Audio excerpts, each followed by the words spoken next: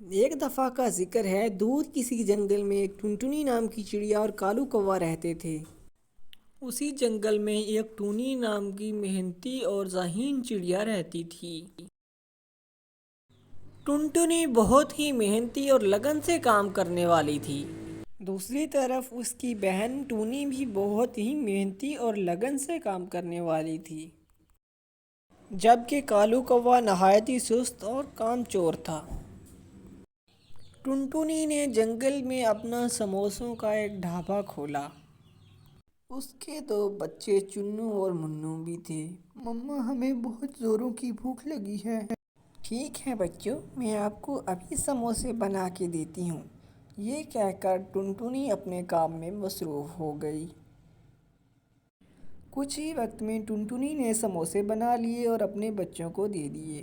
بچے بہت خوشی سے کھانے لگے۔ یہ تو بہت مزے کے ہیں۔ دوسری طرف جنگل میں ٹونی چڑیا سبزی بیچنے کا کام کرتی تھی اور جنگل کے سارے پکشی اس سے سبزی لینے آتے تھے۔ ٹونی بہن، مجھے 1 کلو گاجر دے دو۔ یہ سن کر ٹونی چڑیا نے 1 کلو گاجر تولی اور طوطے میاں کے حوالے کر دی۔ گاجر لے کر طوطے میاں غائب ہو گئے۔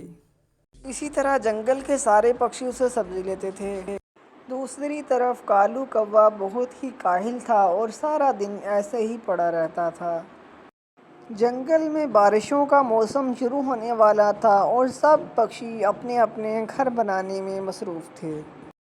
کالو بھیا، بارشوں کا موسم شروع ہونے والا ہے، ہمیں اپنے پکے گھر بنا لینے چاہیے۔ ٹونی چڑیا نے اسے بہت سمجھایا مگر کالو کوے پر اس کا کوئی اثر نہ ہوا۔ ٹنٹنی اور ٹونی نے مل کر اپنا شاندار گھر تیار کر لیا۔ دیکھو بہن، ہم نے اپنا گھر تیار کر لیا ہے، اب ہم بارش سے محفوظ رہ سکتے ہیں۔ ٹنٹنی پھر سے اپنے کام کاج میں مصروف ہو گئی۔ پھر ایک دن اچانک جنگل میں زوروں کی بارش شروع ہو گئی۔ سب جانور اپنے اپنے گھونسلوں میں چھپ گئے۔ ٹنٹنی اور ٹونی بھی اپنے بنائے ہوئے گھر میں چلی گئیں۔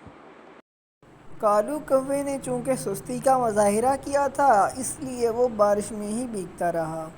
تو آپ نے اس کہانی سے کیا نتیجہ اخذ کیا، ہمیں ضرور بتائیے گا۔